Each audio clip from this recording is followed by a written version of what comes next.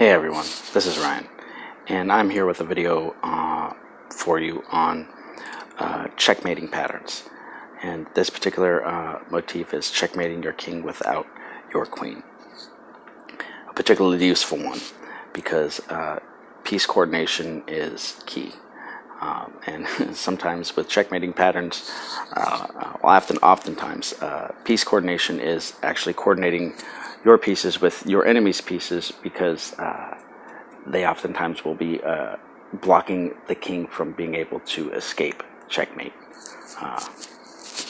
So that is definitely the case in this position, as you can see that the rook on a7, the pawn on b7, and the pawn on a5 are blocking all those squares from the king being able to escape. Right, and now your pieces are controlling the b5 and the c5 square. Okay, and the rook on e7 is controlling the king's ability to be able to escape to the e7 or the seventh rank. All right, so here we want to use visualization techniques. Okay, we don't want to start moving our pieces and then figure out that the combination doesn't work. We want to work out the combination and all our opponent's various responses to our moves. All right, so here we can give check to the king with a knight move to c4. All right, so if the knight moves to c4, giving check, the king can move to two different spaces or squares. He can either move to c6 or a6. And if the king moves to a6, the pawn on b4 or b5, b4 will move up to b5, okay, giving check. And because the pawn on a5 is there, and well, even if the pawn on the a5, the knight would be covering that square, but the king can't go back to b7 or to a7 because of its own pieces. So that would be checkmate. So let's run through that. Let's visualize it. Knight to c4 check, king to a6, b5 checkmate. So let's see this. Whoop. That was not what I wanted to do.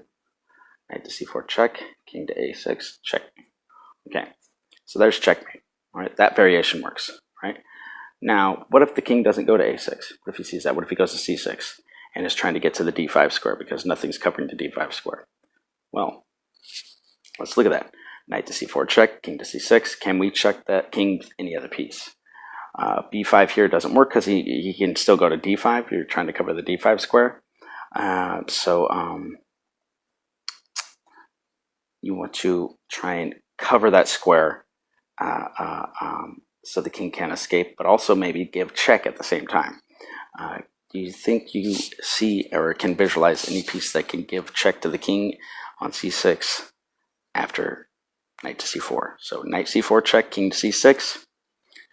Yes, bishop to e4 check, controlling the d5 square, giving check, and not allowing the king to escape to that d5 square. And actually this is checkmate because as you can see, or if you can visualize the board after knight c4, bishop e4 check, or king c6, bishop e4, there is nowhere for the king to go. Right, and this is how you want to go about trying to solve tactics problems, because moving the pieces before you have the various variations figured out could lose you the game. So this technique is really good to practice and get strong at. So knight to c4 check, king to c6, bishop e4 check, and mate. All right, and if king to a6 after knight b5, or knight c4 check, b5 checkmate. So in both variations, the king is mated and he has no escape routes. So this is checkmate, and you are in confidence moving your knight to c4 and knowing that you have your opponent's king trapped. I hope you guys got something out of this video.